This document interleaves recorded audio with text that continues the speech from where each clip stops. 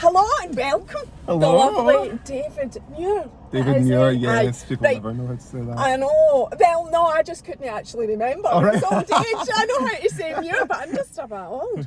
Anyway, I just want to start off by saying it looks like we're sitting in a click and collect space, right? Because there is shade here and it's roasting the day and we don't want to melt, right? But it's Morrison's. And David used to work here, and they don't actually do click and collect anymore, right? So just in case anybody gets a wee bit panicky that your old small has taken up a click and collect space, they're no used anymore, right? And we are just sitting here so we don't melt. So that's that in the way, David. Aye. Right, so people will probably recognise you from TikTok. The guy who has lost a phenomenal amount of weight, which is one of the reasons I want you here. But do you know the bigger reason is you're one of the very few people that have came up on my page talking about, well, I'll follow you anyway, so you're going to come up, but talking about the actual maintenance part now. When you've been on a weight loss, like, you know, injection, whatever, and journey, but the Jag thing is a big talking point just now, and I think the actual maintenance bit is what everybody wants to know. Even people that are interested on, if I go on this, how do I manage it when I get to my goal, so to speak. But anyway, also on top of that, you've got hundreds of funny stories. So this is a bit of, this is your life, David, and like the whole weight loss thing. I need to see if I remember the stories, to be honest. I'll remind you. You tell me. So is it 12 stone? So I'm 3 pounds away from losing 12 stone, so I just say 12 stone just to round it up, because otherwise you'd be saying I've lost 11 stone and 11 pounds. So, but I mean, 11, I know, we'll make a wish. So I know that's, I just round up to 12 because now that I'm going up and down, like our maintenance, it is different every week. So I'm like gaining a couple, losing a couple, gaining a couple. And I'm just like, if I just say 12, that's it. Like, people don't need to know that actual exact number. Amount. Nobody's going to query it. It was different when I was losing it, and it was like £3 a week, £4, £7, whatever. Like I was losing like loads, and obviously that's like people want to know your exact weight. Well, actually, I never told my exact weight, to be honest. I was just saying what I lost. No, you just told the exact because I wasn't really comfortable amount. Saying it. But now I'm like, oh well, I'm happy to say that I'm 13. Well, I started at 25.10, so it's amazing. You've only recently shared that. I have only recently shared that. I know. I wouldn't have fit in this car before, man. I would have been squeezing I'm sure you would have, but I know what you mean. So it was Mounjaro. Mounjaro, yeah. So I still take it, obviously now, but I started last June, and it's basically changed my life. Honestly, like I have been on a diet since I was 16, and I'm 33 now, and I've been at the gym, I've been outdoor swimming, I've been indoor swimming, I've been to fitness classes, I've been at the actual gym, I've been doing anything I think of, Slimming World, Weight Watchers, and like I don't really do like fad diets or anything. It was more the cult ones, like the Slimming Worlds and that. And getting told, they were telling me not to exercise. They were like, oh, don't exercise if you want to. And then obviously the sins and everything. So I was sticking to it, and I didn't really do much. I did exercise then because I was like, I'm still going to do it, like do my own thing. So yeah, all my life, and I've always kind of lost a couple of stone, gained it back, gained more, lost it up and down since I was 16. Like, and you can actually see that. So as part of my research, I haven't watched every single video, but I do see most of your videos.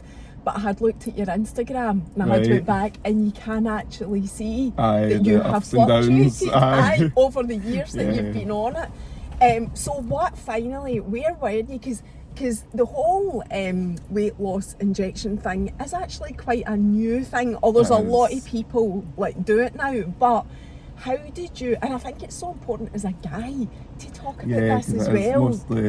At the start it was mostly women that were on it, and then I feel like, I'm not saying I was the first guy, but I was like one of the first that documented it. And what made me go on it to begin with was my friend who's a nurse in England. I used to work with her in Morrison's actually.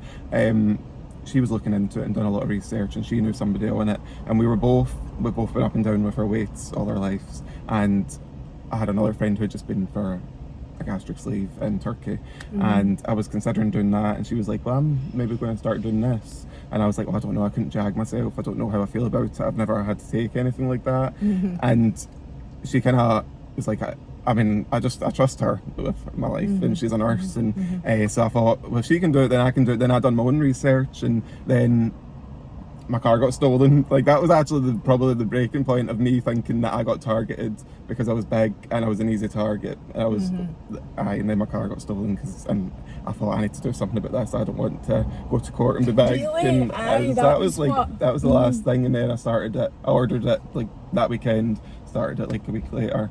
So that was probably for me the big thing. Like, I mean, turning point. And I had been getting a lot of hate on TikTok for my weight, and I always brush it off as if I don't care. And when I was big, I was like, it's fine, I'm not actually bothered about it. But obviously the comments do hurt. Like, people, I've not really had a lot of hate comments in any other capacity. It's just literally my weight, and I think that's what was an easy target for people to say that about me, like, you're fat or whatever. But I was just like, oh, I don't care, like, whatever. And then I would do videos back and slag that person off saying that to me, or like reply to the comments and address it.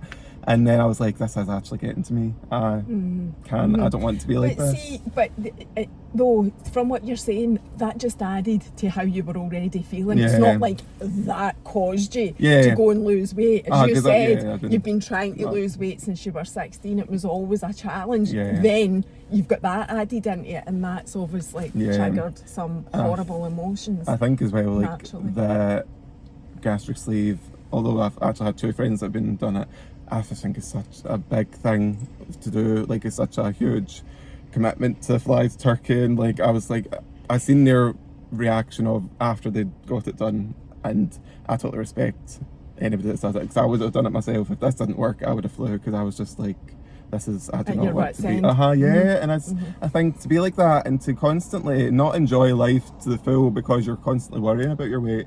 Like, now I feel like I just go out and I just have a good time, and I don't think what anybody thinks of me. I don't, like, it's just like such a weight off my shoulders, quite literally. And it's just like a whole different life, and this is the life that I've always wanted to have, honestly. Like, and you've never had this life? I've never as an adult? No, never. I did lose. I got down to 17 stone. I went to Bali in Indonesia. People think when I say that I've been to Bali, like, dancing classes.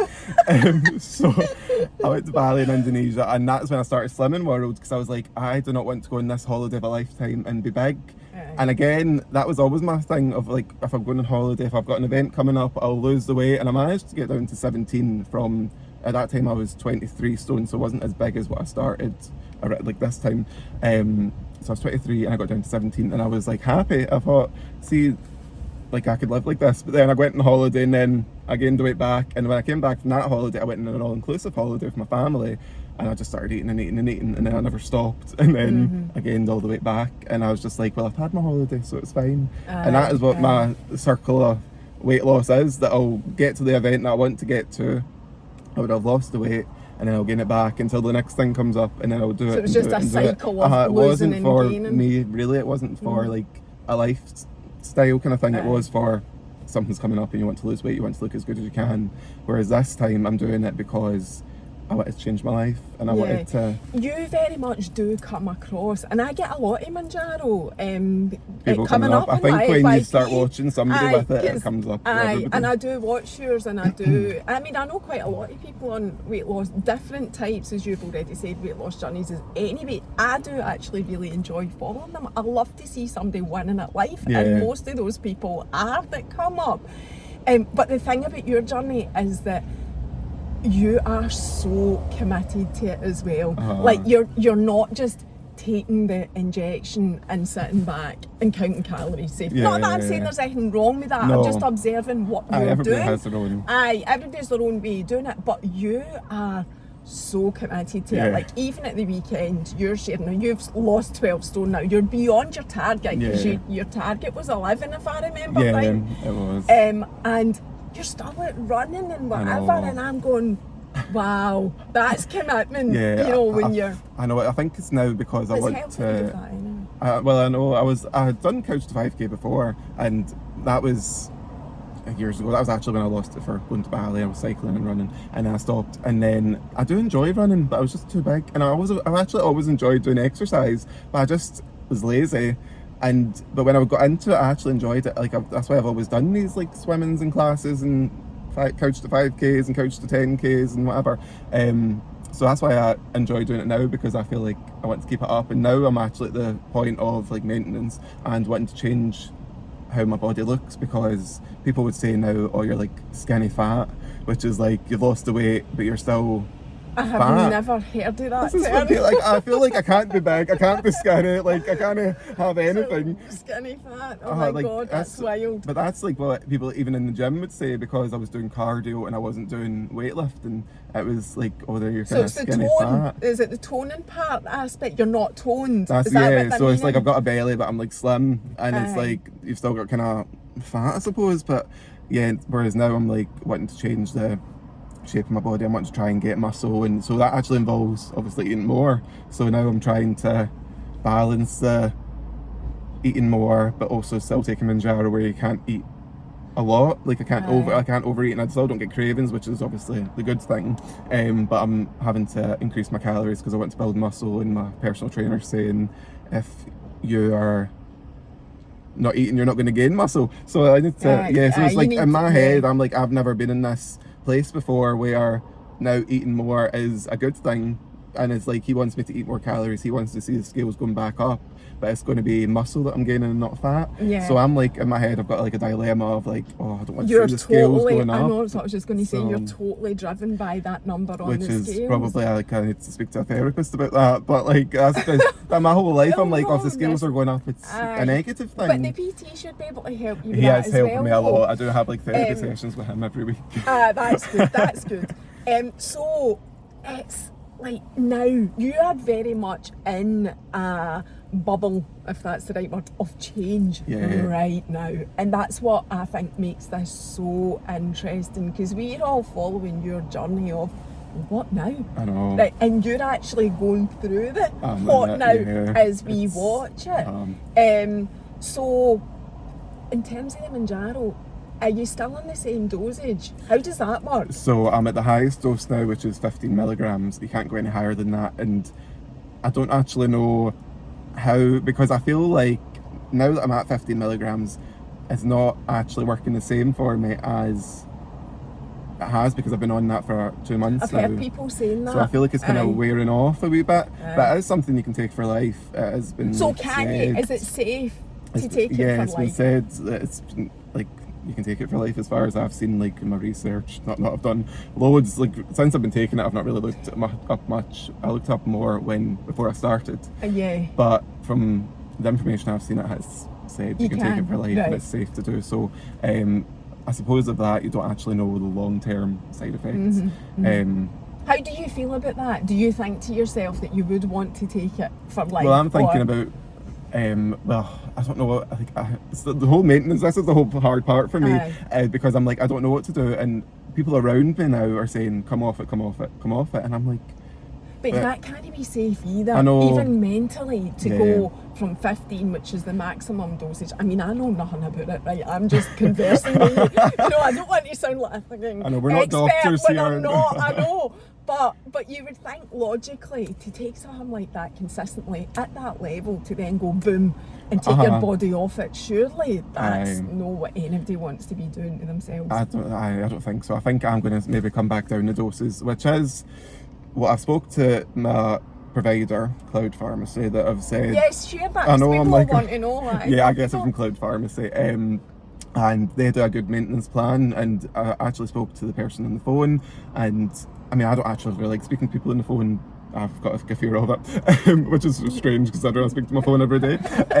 But yeah, I spoke to him on the phone. He gave me advice and was like, you kind of just do what you want to do. We're here. If you want to go back down doses, because maintenance doses are 5 milligram, 10 milligram, and 15 milligrams. I don't know what makes them maintenance doses over any other ones, but that's the maintenance doses on them. Yeah. So I'm at 15. I'm thinking about going back down to 12.5 and then 10, because I feel like if I've got the hunger now and I'm having to use my own like willpower, then I might as well try and go back down doses and get to a lower dose, because it is more expensive the higher dose you go up. And how much do you pay for it? So it's like £180 to pay for it. But which is another bill. It is another bill a month. Aye, yeah, so that does me 4 weeks. And then it is expensive, but when I started it, so it started at £129, and you can get discount codes on certain websites, and obviously you do try and do that to get as cheap as you can. And then every time somebody was asking me for my discount code, I was getting money off every month. So I've kind of paid 129, 159, so 100, so aye. Now I go over 100 quid. over 100. I know I don't need to get into the pounds and pence, but yeah, so it's over £100 every month. But I justified that because I was like, I would eat that amount you don't anyway. need to justify I know, it. I feel like if I that's need to. what you want to spend your money on, I mean, that's what you spend it on. Yeah. I don't come online every month saying that I've I know, pissed your money up bills against the wall and that didn't give me any benefit, you know, like physically. So that's entirely your choice. That's not what I'm here. I don't want to ask I know, you I about just that. think people do think if they can afford it, because I do get that all the time, people saying it's just so expensive, but I think, well, I spent that on Chinese food and Indian food and crisps and chocolate, and now I don't spend that on that, so I spend it on this. And I think if people are thinking it is expensive, maybe they could have a look at that, see what you're spending on other stuff. And I mean, life is what it is just now. Lots of people can't afford it, you know, and I'm not disregarding that fact, but everybody lives to their means, and that's it. And you work full time, and that's how you pay for it, and whatever. And you don't have any means. I don't have any means. I know, just you've myself. got a lot more disposable income than a lot of other people. Do you know what I was going to say as well? Though, see with you coming down doses, like I would really want to stress this for you. You have changed your whole lifestyle. Exercise is a big thing. So you coming down doses isn't maybe going to have as big an impact on you as it maybe would somebody who's on it and not doing the exercise. Again, just thinking logically, just chewing the fat here about it. I think it's because then the cravings might come back, and that's the part of it I don't really want to happen. Although it is kind of happening more now, it's more that I actually feel hungry now, but the cravings are still at bay, and I think, if I want to eat something, because when I do get a craving, I can eat the same way as I was eating. I know you've talked about that. I can eat the other week I was having actually last week after I broke my finger, I was like, I'm feeling sorry for myself, and I got back into that mindset. I went to the little bakery and I got 2 cookies, 2 donuts, a brownie, and then just a load of shit, and I was just sitting at home eating it, and I was like, after it, I was like, how have I managed to eat all that? I mean, I was like, what the hell's going on? I know. So, and it's just that, I don't want to go back to that. But then, as well, you're allowed to have days like that. I mean, maybe not that much, but people that are slim have McDonald's and have junk food as well. So this is what my personal trainer tells me as well. He's like, you're allowed to eat that. You're allowed to have a day where you just eat shit, and then you get back onto it the next day. And that is the mindset I'm still trying to. I feel like my mind's not caught up to my body. I say this all the time. I'm still sometimes in the mindset of I look in the mirror and I'm like, oh my god, I can't believe that's you. Or I know you look totally different. I wondered that about when you look at the reflection of yourself. Is even that quite a difficult thing to do, because you look completely different? I feel like this is why I need to look back at photos of myself, and I post comparison pictures quite a lot, because I'm like, that is what you looked like then, and this is what you look like now. You don't look like that anymore, and you need to especially with maybe the way I look, I can see that. I'm like, okay, this is how you look, but with my confidence and how I feel and how other people see me, I'm like, they still see that person. Or when I'm talking about my finger, I'm like, that happened at the gym, and I'm like, but people don't know. I was at training for work the other day, and they were saying, what happened? I said, I dropped a weight on it, and they're like, oh, right, okay. And I'm like, but you don't know that's for me is a huge thing to say that I've had an injury at the gym because I've lost 12 stone. Whereas before, this is your first impression of me. I'm like, then I was like, that's actually really uninteresting story. So I'm like, oh no. But if I went behind and I'm like, I don't want to be that person that constantly is like, well, I've lost weight, I've lost this. But then I'm like, but it's a huge thing for me. But I don't want to be the person that feels like they're constantly bragging or whatever. Do you know, that's just a Scottish thing, I think. I have that as well. And it's so difficult finding the line without you know, feeling like you're just pure, oh, look at me, I know, check me, whatever. yeah. I know, I I know, you know don't want that. the spotlight on you. And I know, but the thing is, the facts are the facts. You've completely transformed your body, and I saw your video that you did recently. You must have been at your biggest, I assume, and it went viral. And you know, like you were dancing, that, yeah. and then you were the skinny guy that you are now, and I saw you do another video to follow up on that. People were accusing you like it's not the same person. They said, "Oh, that's not you. That's AI. That's your brother. Where's the fat one again?" I was expecting him to pop up, and I'm like at home reading the comments, like, how could you think like? I was like, that's me. Like I looked exactly the same, but they thought it was like a fat twin and a skinny twin. Look exactly the same. You don't. You do look completely different. Yeah. But everybody that's followed your journey and knows you obviously knows that there isn't two of you. You're not a twin, and it was you. I know, and I've got people sticking up for me in the comments, and people saying, "Well, that's him." People that's fight him. amongst themselves. I know. I know. It's lovely though. It's lovely that when people stick up for you. I do. I must admit. So. Going back to again, because people will just want to know this, and it is for people that don't follow you on TikTok, although I'm sure people will follow you for this journey, but where did you get it and how did you get it to begin with, and was there like a doctor involved? Right, okay, so I got it from, my first website I went to was MedExpress, and that was where everybody was going on the time. Everybody on TikTok was saying they got theirs at MedExpress. Obviously I looked it up. I didn't speak to a doctor before because you can speak to a doctor, but when I was telling a doctor about my weight previously, they just told me to eat less, move more. That's kind of what I've heard my whole life. And they said you could join a weight loss management program, and they tried to send me to AR football club to go to like all these kind of old guys that go there and play football, and I was like, that's not really my kind of thing. Like I don't really, not that I don't get on with men, but I don't have any common interest with people. I don't like football. I'm not into that. So, and I thought, is that kind of all you're going to offer me? And then they said about like Slimming World, and I was like, I've already done that. So I felt as if I was kind of, what's the point in speaking to the doctor? They want me to lose weight. They know I want to lose weight.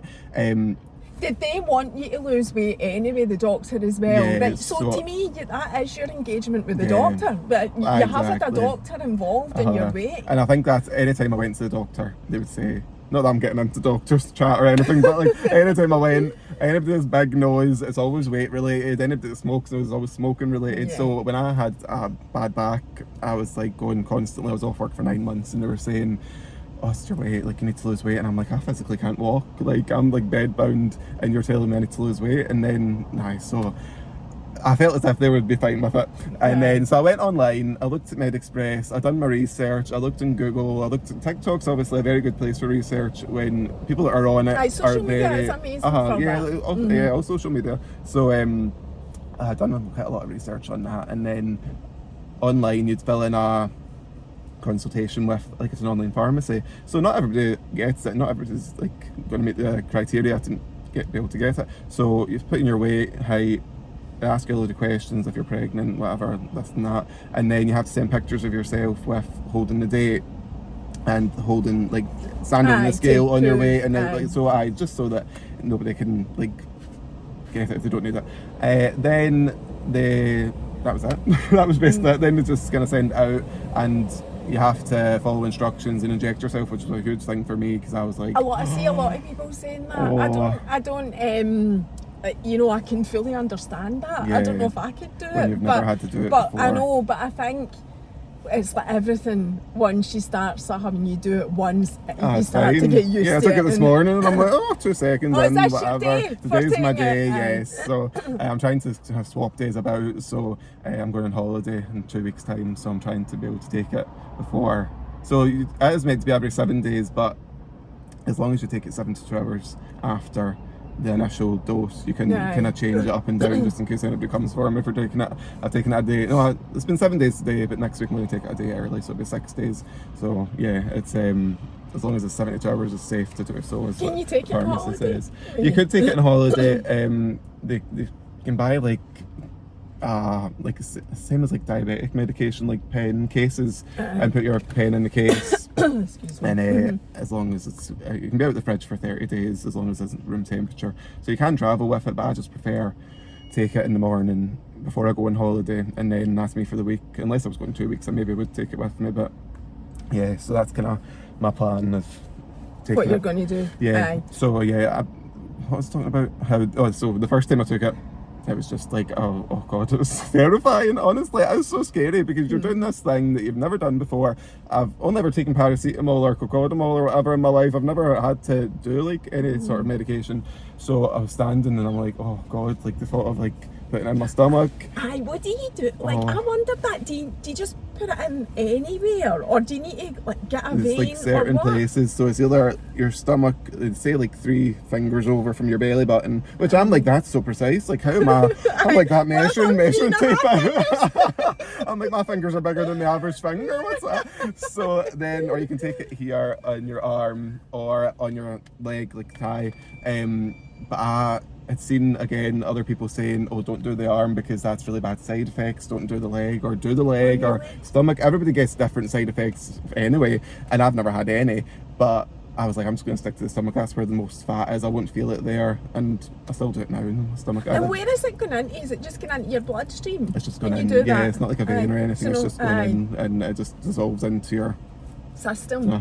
Aye. So yeah, but it was terrifying, and I actually had to go get a butter knife out the cupboard just to be like, as if like pretend to myself that I was jagging myself, just to get the feeling of it, and then be like, right, get the jag, get it ready, and because I had to watch videos, and that's why I make videos showing people how to do it as well. Like I've made a couple in my journey, because I'm like, it is scary, and I want to have like, if you want to have somebody there following how to do it that's done it for longer, then you're like, right, okay, I feel better knowing that he's doing it with me. So that's why I think.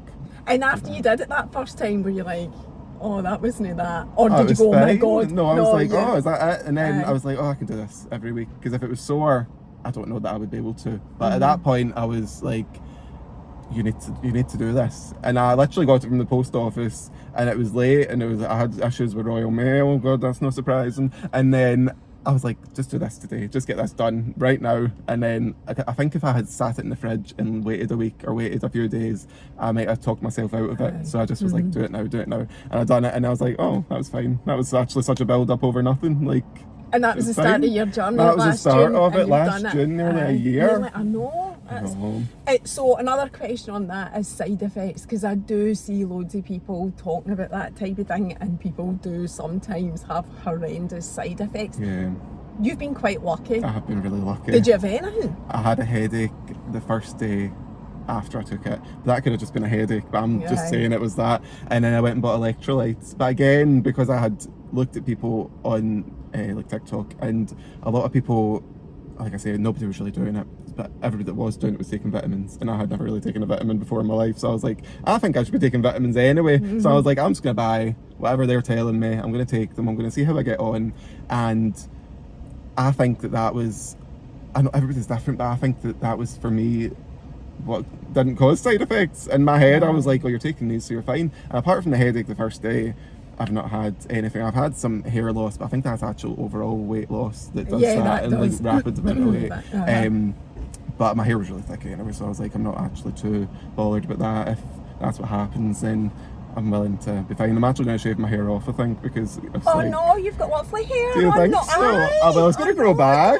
But, well, aye, there is that. but I know, suppose. it's because I'm like in the shower and I'm like, oh god, handfuls. I'm like, just shave it off and a fresh set will grow back, and well, I don't know. We'll see how I Fresh feel, but Is that naturally curly? no, it's a perm. No. Ah. I think it's naturally Oh curly. no, it's a perm. Oh, it's lovely, but people I do love think it. I look naturally Aye. curly. The person that doesn't like is my mum.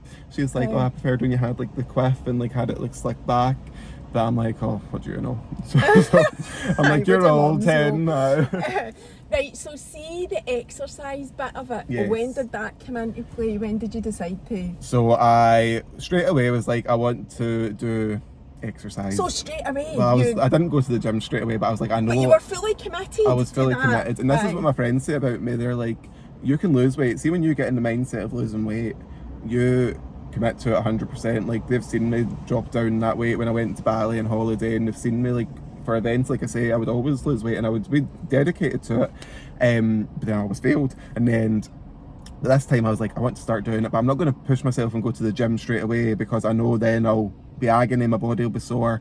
So I was like, I'm just going to get walks, because I didn't walk anywhere because I can drive. And I've got a lovely town I live in, and I just appreciate it. It is lovely and Troon. Yeah, Do it's people know nice. that's where you live? Nobody really knows. I think people think I'm from Glasgow, but I'm right. actually from Troon. But it doesn't bother me if people know. Like, it's just. Well, that's good, because we're at the seaside the day. I know, it's a lovely. It's nice, a a lovely day yeah. as well. But that's when everybody comes down from Glasgow, and then it's not as nice because you're like, oh god, it's so busy. Tourists are annoying. But yes, I thought I'll just go out walks and I'll just take it all in and see how I get on. And then I lost 3 stone in 2 months, which was quite a lot, but I'm obviously at that size I was. And then going from eating what I was eating to not eating a lot, and exercising, moving more, I did lose it quickly. And then after I lost that, I was like, right, I'm gonna go to the gym. So I was like, I'm just gonna go to the gym and I'm gonna see how I get on and keep myself to myself, because although I come across, I feel quite a confident person, I'm like, when I'm not in my environment that I like, and in the gym it's like people lifting weights, people that are running, and I was just like, oh god, I hate it. So I went on the treadmill, walked Loads of for a people, bit. regardless of, sorry to interrupt, just to make that point or underline that point, loads of people, regardless of any weight loss journey, feel really intimidated going into it. That's a thing, regardless of where you are with your weight. It seems to be, and I think the fact that you have shared that, like, I love following that as well, actually seeing how somebody who's got anxiety, gym anxiety, has overcome that, because nobody actually cares, as everybody else nobody say. does. Cares I in the gym. know, and that's the thing. Like, you still think people do care, even though people tell you they don't care, and actually they're focused on themselves. Even now, when I'm doing something, I'm like I was like lying on a bench the other week there, and it went down one, and I'm like, oh god, and I was like, oh god, if you're just looking at me because that bench just went down. And then I'm actually looking around and like, nobody cares, nobody actually bothered at all. But yeah, it's a big thing, and I think a lot of people do feel anxious, and the more that I do speak to people, because people have come up to me because they recognise me from their fans. And actually I was like, well, that makes me feel better to know that they're like friendly, people are friendly, and I'm like, it's no different from any other place you go to. But yeah, so I went in and I was like, keep myself to myself, I'll go in the end treadmill away from anybody, I'll walk for a bit, and I just stuck to doing cardio, because I was like, I know cardio burns fat, that's all I'm kind of interested in doing. I would not go to the weights bit because that does seem very intimidating. And then so I was just there, I was going 3 times a week, I was documenting it, saying, I hate this. I think I remember when you first went, and I it. remember you sitting outside in your car Sweating, talking about, oh, I don't want to go in, and then you were doing the videos after, like, I did it, and it was... even though you don't enjoy it, I'm like, and that's the thing, because it's all like part and parcel of like weight loss, and I was like, I want to do the eating and I want to do the gym, and I know I'm going to hate it, but I just need to push through because I will start to enjoy it. I mean, I wouldn't say sometimes I enjoy it now, like there's days I still don't want to go, but I don't enjoy it more. Do you feel different now than you did? I feel different now. I can go in and I don't look, because I was going in, you stand in that pod, the door's closing behind you, and it's like, doors open, it's like stars in your eyes, doors open, and I'm like looking around to see, do I know anybody here? Is anybody recognise me? Like, oh god, I don't want to speak to anybody. And there'll be people I know, like my barber goes, and I'm like, ignore him. I'm like that. Oh god, I see him in the barber, I'm like that. You're a talker. I don't go to the gym to talk to people. I just want to go, get in, get out, get home, get washed. Like, that's it. So yeah, now I do actually go and enjoy it, because sometimes I was going and I was running, and I was running for like an hour, and my back was sore and my feet were sore, and I was drenched in sweat. Like every video I done after the gym, I was sweating so much. Whereas now I'm focusing on weights, so I go and I leave and I'm like, oh my god, this is exhilarating. Like I feel like great, and I'm like, this is the feeling that people are talking about, because you're not going absolutely exhausted. But I feel like I had to do that to get to where I am, because I do speak to my PT and I do say, like, could I have just lifted weights from the start? And he's like, well, you maybe could, but your body might have turned out differently than what it is now and whatever. But it's like, you just chose your own way to do it, and you've done that. And running is, like, regardless of being on any sort of injection, running is amazing for losing weight. It falls off you like that if you can do it. Honestly, it was amazing. Like, and I would have happily lost 1 or 2 pounds a week. That's like a healthy weight loss. But when I was down the scales, I was like 6 pounds off 1 week, 7 the next week, 4 the next week, and I'm like, what's going on? But then I was increasing my fitness every week as well. Like I was wanting to run faster, I was wanting to run further, and then ran like a 10k in the end. And then after I got to 10k, I was like, well, actually, it turns out I was running more than what I thought it was, because I thought it was 10k on the treadmill. It was saying like 8, and I'm like, what's that, 8? And it was like 8 miles. And I'm like, oh, and then it went up to 10 miles, but I actually didn't know that at the time. And then my PT told me the other week that was that they're in miles, they treadmills, they're not in. And I'm like, what the hell? I've been running like 10 miles. It took me like an hour and 40 minutes. Oh, this thing. Do click and collect. I'm sorry. But it's all right. There's loads of spaces, so it's not okay. like I know we're him. I taking- worked with him. I worked in this Morrison's for 10 years. So we would just sweet talk him if we got into we trouble. would. That no. So I was going to say something else to you. So my experience of the gym, this is just a by the by. If there was somebody came in on it, because I can think of one guy in particular when I used to go, that came in like yourself on a weight loss journey and was going for a couple of months, lost a huge amount of weight. People that didn't know him but were regulars at the gym started saying to him, by the way, big man, you're looking cracking. Wow, do people do that? No. Oh, do they not? No. Sometimes, like, I'll get it So from. my gym must have been quite I friendly know, very compared to yours. inclusive. I do get the personal trainers and like the people that work in the gym saying like, "Oh, you look great," and I mean, again, they do see me from TikTok, and they're like, "I was watching your TikTok this morning talking about the gym," and I'm like, "Oh God, I wasn't saying anything positive about it, so oh God, I hope you don't think anything." But No, I think do. they would appreciate that, I the know. realness of it. I think that's what a lot of people Also, appreciate. Aye, exactly. But also, you're actually a good advertisement for them. Yeah. Because you're showing that, you know, you can push yourself and it can be done and you can get a PT and you're talking about the real journey. Dean, even I know his Dean, name. my PT Dean, shout out. I know we're going to start doing videos. I think of like that is like I'm like, what do I do now? Because I'm like, I've done it, but I think people are interested because I have posted videos at the gym of me doing weights like myself that he's told me to do, or like when I was running doing cardio, and people are interested and they're like, what are you doing in the gym? But I'm like, oh, I don't want to record myself like lifting weights or anything. Like I still get really embarrassed by that part of it because I don't want to become one of those people, and there's nothing wrong with recording yourself in the gym, but he's like, oh, we maybe should do it. So I don't know, I think that's It's maybe what I'm just gonna... being self-conscious. It is self-conscious. I'm very self-conscious. And people are always dead critical. Like if you then post a video, like that's the things I used to worry about, and they'd be like, oh, you're not doing that right, or you know, your arms not at the right exact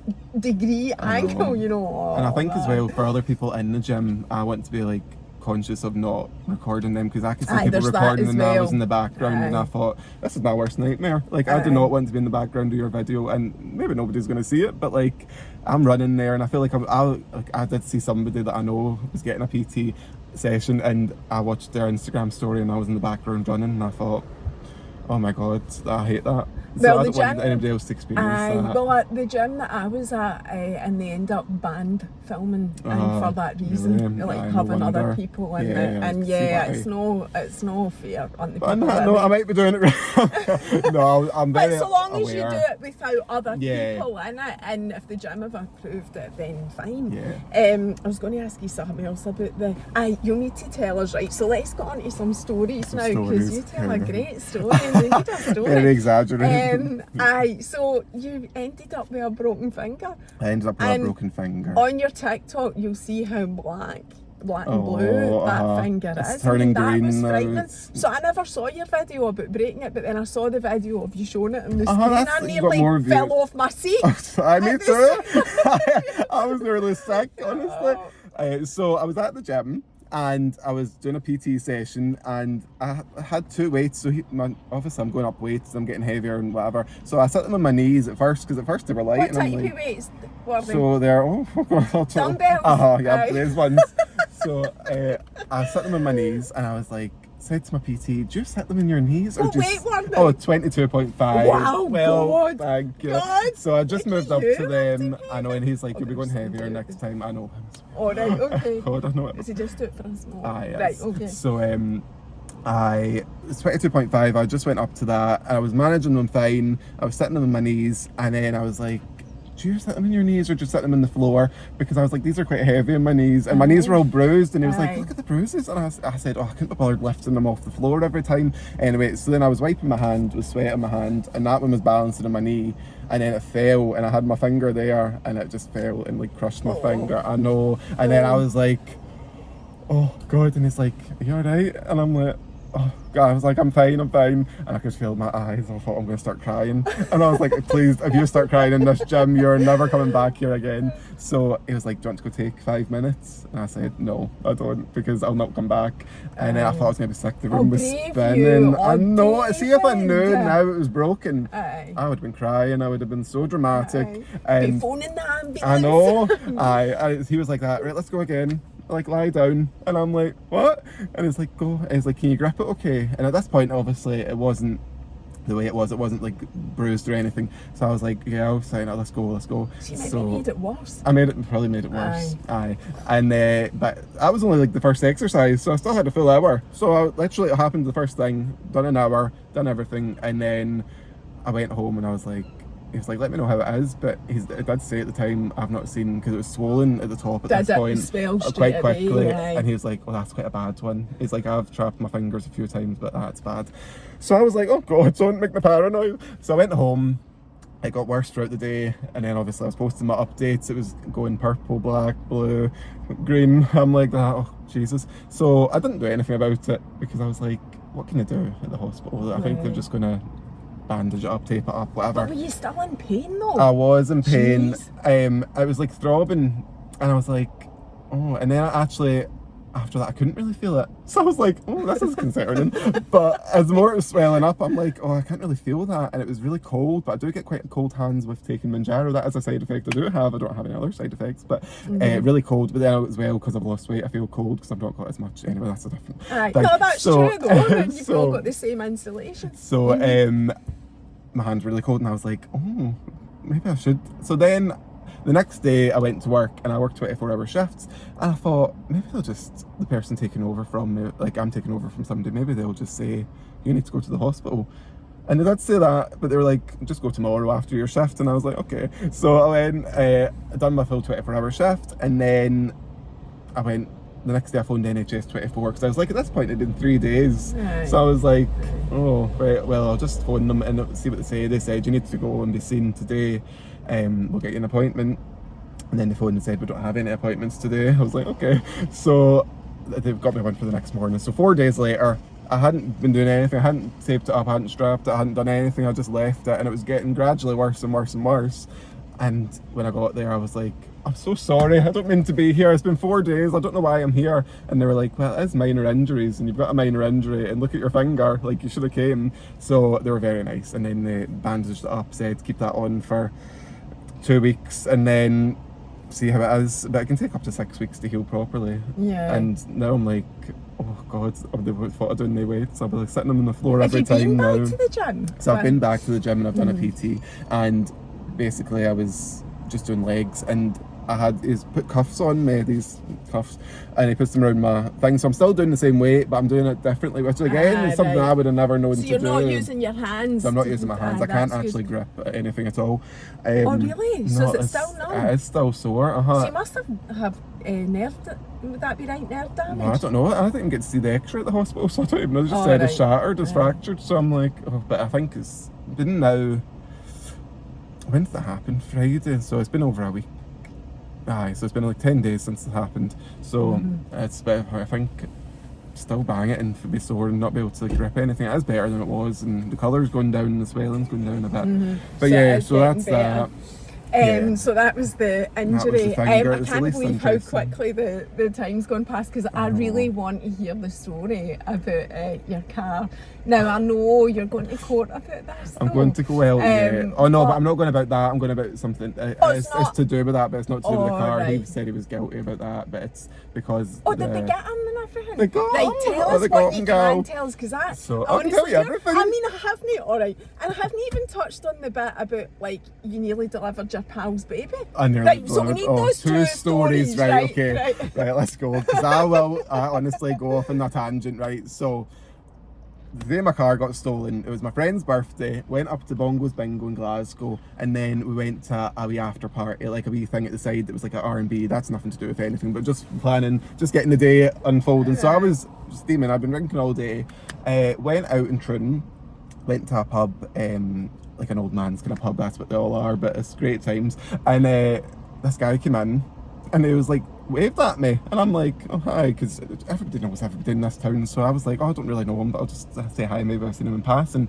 So that was that, and then my friends were like, I think he's into you, and I'm like, oh no, I don't think so. He just waved at me, and then they were all drunk, we're all drunk, and we get chatting, then he comes over, they invite him over, then I go and talk to him, and he's saying, oh, I think you look good and everything. So I'm like, all right, okay. So we got chatting. Did you like him? Was there a wee connection? I just thought, okay, we're getting on really well. He was telling me his life story, and Is he from Troon? no, well, he was telling me he was from Troon, but I had never seen him before. But the more that my friends know him, like know of him, know who he is, but he doesn't actually live in Troon anymore. I've never seen him again since. Oh, I can't think why. I know, I'm like, oh god. So that was that. What happened after that? So then I went to a different pub and I was like, right, I'm away, like, you enjoy your night, like, I'll see you later.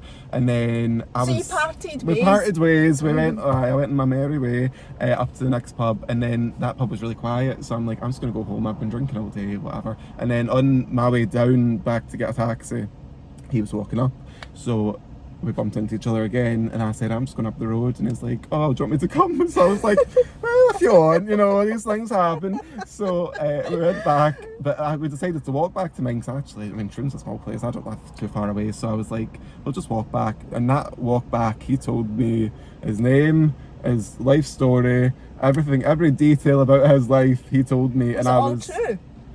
Well, where he lived wasn't true, but he told me he'd been in the paper for like another reason. So like I knew his name, and I didn't know if that was true or not at the time, but I found out the next day it was, because that's how I found him. So came back to mine, and my flat was a mess because I didn't expect to have company. So I was like tidying things as I was going. I'm like, oh god. And when I go out, I don't take my car keys. At that point I just had car keys. Now I've got like a car that opens up anyway, so I always take my car keys off my car and just take my house key, so I'm not carrying a load of keys. So I had my car keys sitting on my couch when I went in. Did you notice that? Did you I noticed that, because I'm quite a paranoid person, because I actually don't have a lot of people back at mine that often. So I was like, I'm just going to move them out the way, and I kind of picked it up in a kind of pile of clothes I've been trying on that morning, and they sat it away, and I didn't think he'd seen, not that I was thought anything of it, like I just thought I'm just going to tidy it up. And then I was away and putting stuff in the bathroom and whatever, and taking out my contact lenses and all this, and as you do when you've got something, I mean, that's no the first thing anyway. So I was away anyway, so I came back, and one thing was leading to another, and it was like all of a sudden I need to go. So the whole time he'd been telling me it was totally out of the blue. He'd been telling me that it was straight. So it was just experimenting. So I thought, oh, he's obviously got cold feet. This is maybe too much.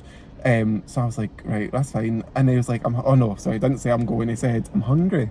And I said, all right, well, I've got a kitchen full of food here. You want something? And he was like, well, I'm actually a vegan. And I says, well, I mean, you can see I'm not a vegan. I was like, I'm not. There's all meat here. So he was like, I'm just going to go. And he told me he lived the street along from me. So I was like, right, okay. And it literally was a 2-second back and forward. So he's like, I'm just going to go.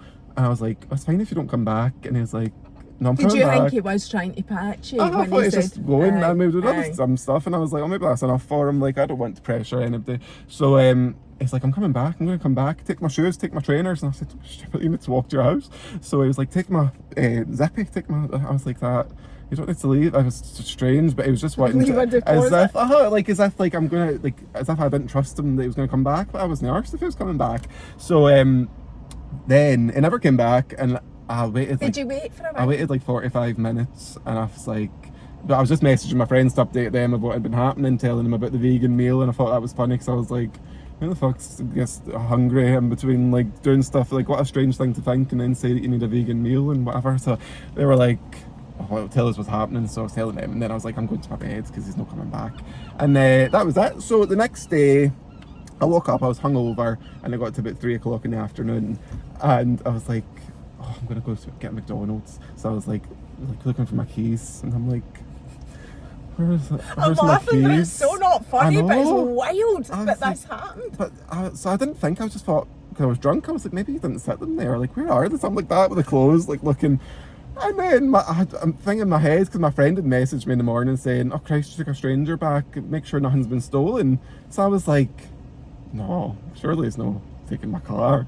Like, surely my keys are still there. So I went out to my car park, and honestly, you could have knocked me over with a feather. I was like, where's my car? And I was like, did I drive to the train station? Because my friend had said about us me taking my car to the train station for us all to go to Glasgow and picking it up the next day. But I was like, I'm not doing that, because the last time I done it, my car was damaged. So I'm like, no, I'm not doing that. But so I was like, have I done that? Like, where is it? And I was like, oh, he's stolen my car. I sound like that. 999. I'm like, oh, my car's been stolen. And they're like, what, right now? And I'm like, no, last night through the night. And they're like, well, this isn't really an emergency. I think they thought I'd been dragged out of the traffic lights and somebody had like grand theft auto my car. I'm like, no. So they're like, right, this isn't an emergency. Were you mortified telling them the story? I was like, oh, but I wasn't as mortified as I was telling my mum and dad, because I had to phone them. I'm like that. Oh my God. So I was like, my car's been stolen, so they came, whatever. And then after that, I was like, right, I need to deal with like insurance. I need to tell my, because I was meant to take my dad to a hospital appointment the next day, or it was the next day. So I was like, oh God, how am I going to say this? And then I just said my car was stolen, whatever, got into it. And then they're like, so how did it get stolen? And I'm like, oh, the keys. And I was like, I had to explain that story of, I took somebody back. Did your insurance pay out when that's happened? Well, they did pay out because he pleaded guilty. So then, basically, he drove to wherever he went. Steaming drunk, I take it? Steaming drunk, drove my car. So already, and I don't think he had like insurance. I think it was just a load of things he'd done wrong. Drove to Tarbolton, like wherever. So that's like a bit of a distance. Well, I don't know. I've never found out. No, I don't know. So, and I've never really. I mean, I did want to know kind of more about it, and I don't really know. I think he just wanted. I sold it on. He gave it to somebody else, like with all the belongings. And I had like my work laptop, my laptop that I use for work, and my prescription sunglasses were £150 Marc Jacobs. Like everything I had, it had been like. So, we'll get to that. Well, well, can't think. So you're at the point where you phoned the police. I phoned the police, I phoned my parents, that was it. Then I thought, I'm not going to get it back. He's probably changed the registration plates, me getting into FBI mode, thinking, oh, that's what's happened. And then the police phoned me the next morning and said, we've recovered your car. And I was like, all right, how is it? And it's like, it's a write-off. So I was like, okay. So I went and seen it to see what was left in it. It looked like it had been rolled for a field. I was like, there was grass in it everywhere. The can of drink that he was drinking at my house that he took away with him, obviously he just took it into my car and started. I was like, DNA, there's DNA everywhere. Don't touch anything. And my glove box with all my paperwork had all been ransacked. Everything had been taken. I was like, oh my God, like what is, like I just was like, what the hell, like you've taken everything. There was money, like I mean just anything I had that wasn't bolted down to the ground was gone. So that was that. And then the next day the police had said we found it at a place in Ayr. I don't know if I can probably talk about this. No, but that was, well, I found it, but basically my belongings were in it, and that's why I'm going to court, because he had sold or gave, I don't know if it was sold or just given to somebody else, and that's why I'm going to court, because of where my belongings were found. But it's actually, I would say it's nothing to do with me, because my issue was with him. This other person I'm going to court for, I have no idea who they even are. I've never met them, never seen them, never anything, and I've got to be a witness. So I'm like, I don't know that. I was like, I phoned and I was like, I don't know that I'm even any good at witness, because I'm like, he's pleaded guilty, he was the one that stole it. So maybe just confirming it's your stuff. Yeah, I think that's what it is. So I'm not like the lead person in the case.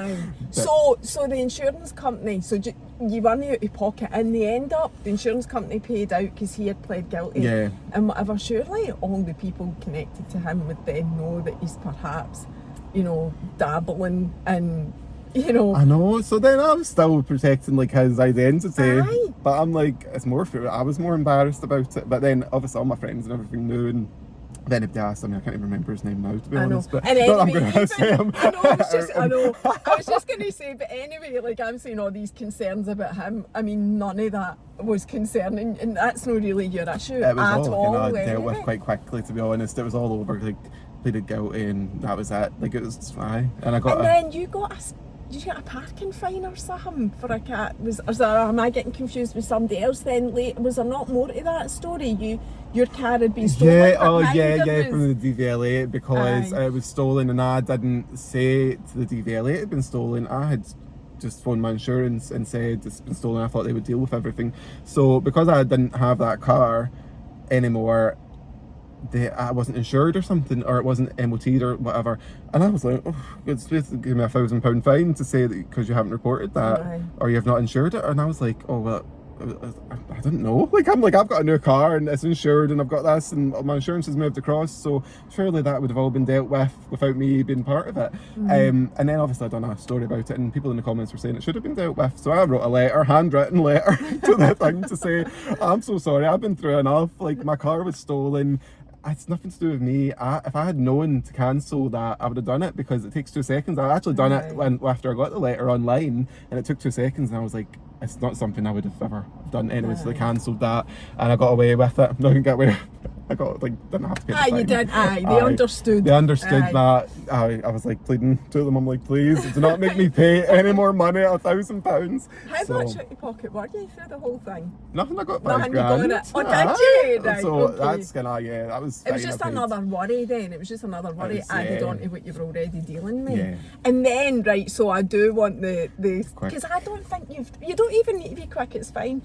I don't think you shared the story of, like, nearly birthing your, delivering your pal's baby, and I always was waiting on it, because I was like, that must be a banging story, I want to hear that story. You've got so many stories, right? So now you need to share that story, and your friend will probably watch this. No, she wants me to. She's wanting to be in the back. She was wishing she was here, honestly. So, oh God, what happened? So on the 8th of October, I had taken the week off work because my best friend was due her baby and her man works away. So I was like, I'll be off, you don't drive, I'll take you. I mean, that was obviously our week she was due. Oh no, she was overdue. So I was like, I'll just take it off. I was off anyway. I was like, I'll take so it. you were going to support her. Were you going to be her birthing partner or anything? No, you were just going to take be her, throw her in, and that was going to be the end. Well, maybe I would have been, I don't know, we hadn't really discussed that. So anyway, that day we went out for lunch, we went for a scan at the hospital. Just kind of like average day. I've been on holiday, like, well, obviously not average going to get a scan, but they were just like letting her go, nothing had been said about her, whatever. So I was like, I'm just going to drop you off. I've been with her all day. We went for lunch, she had to go get her other son from school, and I was like, I'm just going to go run, I'll come back and see you after that, whatever. Because I do spend a lot of time with her anyway when I'm off work.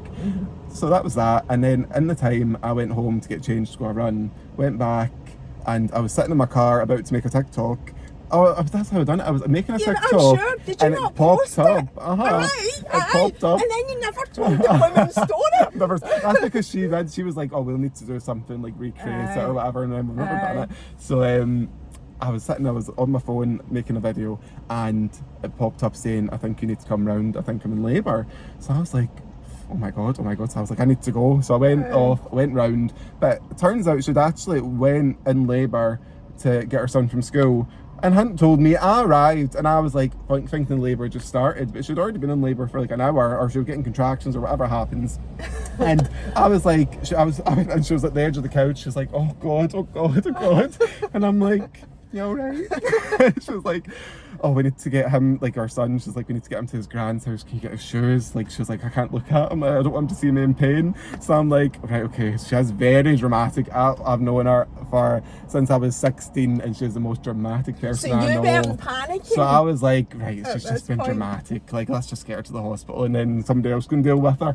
So I was like, right, I got her son's shoes on, went and got his bag, got everything ready, went in my car round to his grand's house, which luckily is just lived round the corner from my friend, and went in, and she was like, I'm going to go for a bath. And I'm like, what?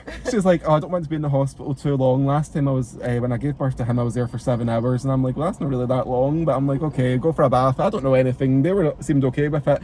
they'd all had kids. The people, it was our mother-in-law and it was our sister-in-law that were there. And I was like, well, you've had kids, Everybody gets I'm that. like, Everybody knows we're all the same. Nobody wants to go too early to the hospital because you either get sent back home again or you're there for eternity. So everybody does try to leave it to the last minute. That's what you do. I know, well, that's it. So that's exactly what she done. She went for a bath, and in the bath she was screaming, and I was like, oh my god, what is going on? So I was like, I think she is having like full contractions, and they're like tapping the door, and they're like, you alright? She's like, go away. I'll be out in a minute. So I'm like that, oh fuck. And then I deal with her very well, and they know that, and I'm like, they're like, David, you're going to say she's okay. So I'm like tapping the door, I'm like, you need anything? Can I do anything for you? And then she's like, I'll be out in a minute. So she came out, and she was just like in a top and a pair of pants, and she was like, I can't do this. And I'm like, what do you mean? So before that, actually, I'd been timing on my phone when she was in the bath. I said, I think she's having contractions. I'm going to start timing this on my phone and look it up on Google to see what this means. So it was every 3 minutes, and I said, that means that she is in full swing labour. I says to the people in the room, I'm like, what's happening? Or like, do we phone an ambulance? Will she make it to the hospital? At this point, I'm still like, she'll make it to the hospital. Like, it's a 15-minute drive. I'll fly down that road and I'll make sure she gets there. And so she came out, she was like, I can't do this. She's like, I can't go to the hospital, I can't give birth. And she's just so dramatic. So I said, no, David, that is normal. That is normal. Your friend is not dramatic, she is normal. I know, me saying that, I've got the luxury of saying that. So I'm like, let's pop your trousers on. And sit in the bed. So she went and sat in the bed, and she was like, and I hadn't even got the leg of the trouser on. She's like slapping my hand away, and I'm like, oh, you're right. It's just like, it's coming, phone an ambulance. And I'm like, oh, okay. So I'm like, can somebody phone an ambulance? I'm like, can somebody, because I was like, oh fuck, I was like, can somebody phone an ambulance? So then obviously her wee boy was there, and the gran ran out of the kind of house to make sure he wasn't seeing anything. He was like, whatever. So it was me and the sister-in-law, and we're like, I was like, I'll phone an ambulance, you deal with her, because she's like, I don't want you seeing anything, like, you're my best friend, you're not seeing anything. So I'm like, okay, I'll phone an ambulance from the door kind of back. And they were basically like asking me, I know all her information anyway, because she would not answer a single question I was asking her. They're like, when's her date of birth, what's her name, what's this? And I'm like, just saying, rattling it all off. I'm like, I know. She was like, get here now. And I'm like, oh. So I says, scared? I was like scared. I was like, this is like a woman possessed. I'm like on the phone, is this been blue light? It's just like, yes, but I need to know this information. So I'm like, and then she said, what's she doing? I said, she's on all fours on the floor. She's leaning over the bed, and she's like, right, can you take her pants off? I says, Harley, we need to take your pants off. And she's like, no. Every woman will relate to this, maybe not in those circumstances, but when you are ready to give birth, man. I'm trying to be as calm, because I'm like, I cannot, if I match her energy, it's just not going to go anywhere. So I'm like, we need to pop your pants off. No, I'm not doing it. And then I'm like putting the women, I say, you need to tell her. So I'm like, put her on loudspeaker.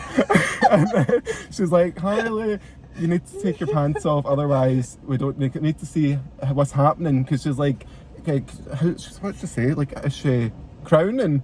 I says, I don't know. I'm like, I don't know. She's like, just pop your fingers in her. I says, that's not something I'm willing to do. So we're like, I was like, Kerry, the sister-in-law, I says, you'll need to check her. Even you with the story, all the names are coming out. No, I'm like, nothing. I know, that's too less. I'm whatever, Harley. She wouldn't care. She's very open. Everybody knows who she is. So I'm like, you need to check her. So she refused you to do anything. And she wouldn't do it herself. So I touched her. She finally did let me like move her a wee bit, and then she slapped my hand away, and then she's like, you need to get scissors. So I'm running through the kitchen on the phone. The woman in the ambulance is like, get towels, and she's like, get scissors. And then the woman's like, take your shoelace off. So I got scissors, and she's like, cut me out of them. And obviously sometimes when you're giving birth, you do sometimes shit yourself. So she had, unfortunately, done that.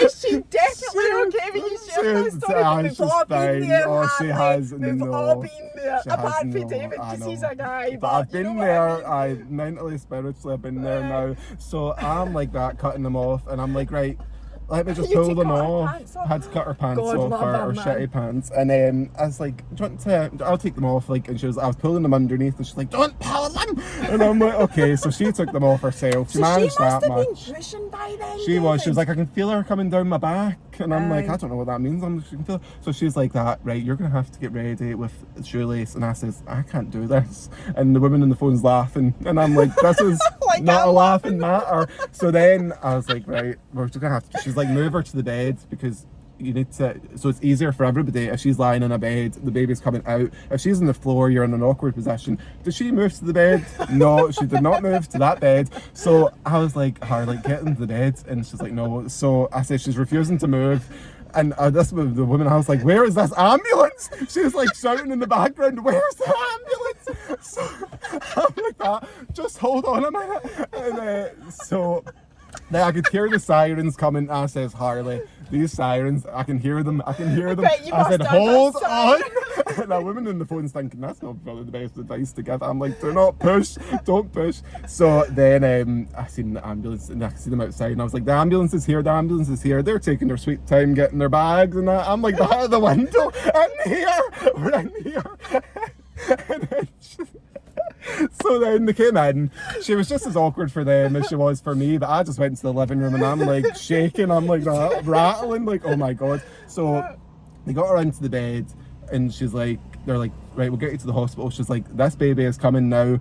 And they tried to walk her out into the garden, basically out to the ambulance. She's like halfway. She's like, I can't walk. She's out in the close, and then she shouts me, and I'm like, why is she shouting me? And she's like, get my sunglasses. I'm like that. So I'm like that, okay. So I'm running, I'm like, where are they? So I'm even getting her sunglasses. I'm like, this is what you're concerned about. And anyway, so they got her into the bed, and all I seen was her getting rolled out across the garden, and she's like, I feel the head. And the guy, the paramedic, was like, oh yeah, So they shut the doors of the ambulance, and the Molly was born. They delivered her outside the ambulance. Outside. Mm-hmm. Oh my god, what an so, emotional story. I know. So she only just made it. She made it. If that ambulance was a few minutes later, this would have been me delivering that baby. Are you Uncle David? I'm Uncle David, babies? yeah. Oh, yeah. That's amazing. And so the paramedics delivered their baby. Yeah. What a story. I know. Imagine going home for your work that night and like going, delivered a baby in the back of the ambulance. Oh, I know, with the most awkward girl ever, like the most just like shouting. Then she was like, I want everyone to. I know. Reasonable and labour, right? Especially when you're not in the hospital and without any gas and air, paracetamol, nothing. No pain what relief weight was at the all. baby, Oh God, 7 pounds. So a decent sized baby. I mean, I'm not too sure of the actual. Wow, weight, wee Harley, what a story! Delivered a baby, no pain relief, honestly, at your front door. That is, oh God, I was traumatized. I went to run after it because I'm like, I've done a run the quickest I've ever ran. The adrenaline was pumping, and I'm like, and then I had to go back to the hospital and take all her stuff up because obviously she had nothing. My heart's pure racing listening to that. Did you see the baby in the ambulance after? No, they weren't. The paramedics were like, so she phoned and she's like, the baby's born, do you want to come out? And then the paramedics were like, no, we need to get you to the hospital, we are not midwives. Come and visit me. She's like, just follow us up or whatever. So I went up and seen her in the hospital, and then she phoned me after I went my run. She was like, FaceTime me. She goes, laughing about it. She was like, what was that like? I said, you might be over it. I said, I'm still traumatized. I said, you might be over that, but I mean, because you're in it, you can laugh about it. But I was still shaking. I was like, oh my goodness. See, when you came on to TikTok, so you did the video and you were like, I need to go, my friend's about to have a baby. You then came back on, because I was waiting to hear this story. And you were like, I'm so sorry, I can't even talk about it. And I'm like, no, we need to know this story. What an amazing story, though. Honestly, it's incredible. She's amazing, honestly. Like, are you alright now? Are you over it? I'm alright. People bring it up. See, when we go on nights out, people bring it up all the time. Is it known in the local area? Oh, it's known. Everybody knows about it. And she's like that. I'm sick of talking about it. She's like, it's all about you. And I wanted to be about I'm like, that knows about you because you're literally you're the one in it. But it's just and people know we're like a bloody double act, the two of us, so it's just the funniest story. We're out nights out and we're like take the whole room up, we're like talking about it. The stories like that are amazing. Did it make the local papers? No, it didn't, nobody said, but I think it's because I didn't talk about, like, I mean, I think, well, it made more waves if I'd spoke about it on TikTok, but I don't know how comfortable she was talking about it, especially the shitting yourself and that. So no, but that is quite common. Do you know I know, that? of course, now? I know that at the time anyway, did you? but I just didn't expect to be the one in it. But I didn't even faze me anyway. See, when you're in it and you're thinking that's the worst part, the baby's actually going to come out any minute now. So it was fine. But no, I didn't make the papers or anything. It's just one of these stories that we tell, just the two of us. But maybe one day it still will maybe, make the papers. So I was going to ask you another question. What was it? Did you ask her if it was okay to tell this story? Honestly, she is actually wishing she was here to tell the story herself, because she loves the spotlight, she loves attention. I know, we could have done that as well next time. So what are we at? Oh, we're not bad. We're still within an hour and 15 minutes. That was an amazing story. That was my favourite story in the whole podcast. It was right at the end. So if you stay to this point, it'll have been worth the wait just for that story. David, thank you so much for coming to chat. I have loved every second of this, and I'm so grateful that you came and shared all your stories. Oh, thank you. Thanks for asking me. I didn't think I would ever be here. I've watched you for so long. I'm like, honestly, like, it's like a celebrity. You didn't no. My friends are waiting. They're like, one day you'll get asked on that, getting a lift, and I'm like that. Oh, I hope so. And then it came, and I'm like, here you are. I know. It's done now. Oh, it is. So I look forward to following the rest of your journey and how it all goes. More stories to come of my whole life, everything, the ups and downs. You'll get it all. On TikTok, that's where you'll see the rest of the David Muir. Yes. Thank you, my lovely. We'll see you next time. Bye.